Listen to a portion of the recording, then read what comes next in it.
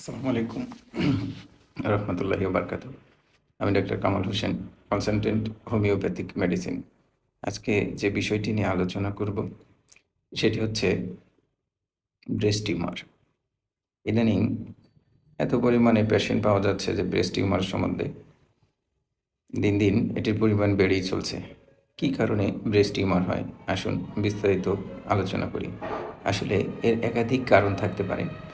কিছু কিছু কারণ যেমন হরমোনাল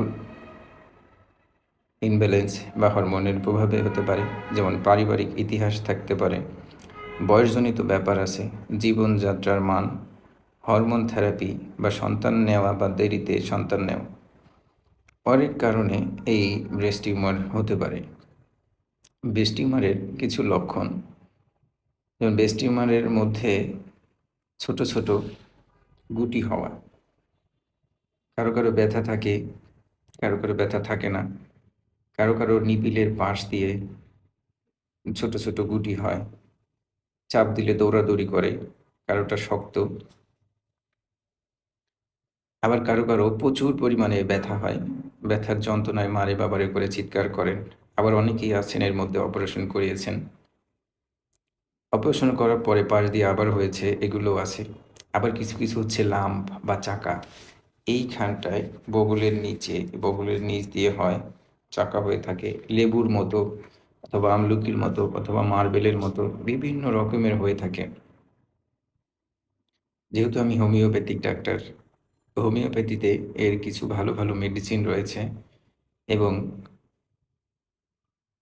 এর সাথে আমি যেভাবে ট্রিটমেন্ট করে থাকি, সাধারণত মেডিসিন দেই, ডায়েট চার্ট করে দেই এসব পেশেন্টদের, এক্সারসাইজ কিছু প্ল্যান আছে, এক্সারসাইজ প্ল্যান করে দেই। আরেকটু কিছু বলি, কিছু কিছু পেশেন্ট আছে যেমন আনম্যারিড, তাদের মধ্যেও আজকাল এই সমস্যা দেখা দিচ্ছে।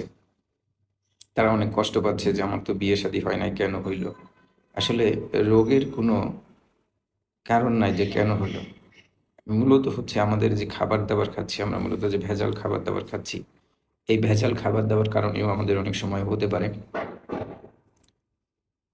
যাই হোক, হোমিওপ্যাথিতে ২ থেকে ৩ মাস যদি কেউ ট্রিটমেন্ট করতে পারেন, ছোট থাকলে চলে যাবে, বেশি বড় থাকলে সময় আরও বেশি লাগবে।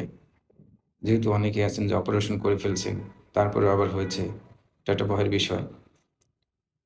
এখান থেকে অনেক সময় ক্যান্সারের রূপ নিতে পারে ট্রিটমেন্ট না করালে। যাই হোক, অনেক কথা বললাম। কথার মাঝে ভুল ত্রুটি হলে ক্ষমা সুন্দর দৃষ্টিতে দেখবেন। নিয়মিত নামাজ আদায় করবেন। আসসালামু আলাইকুম।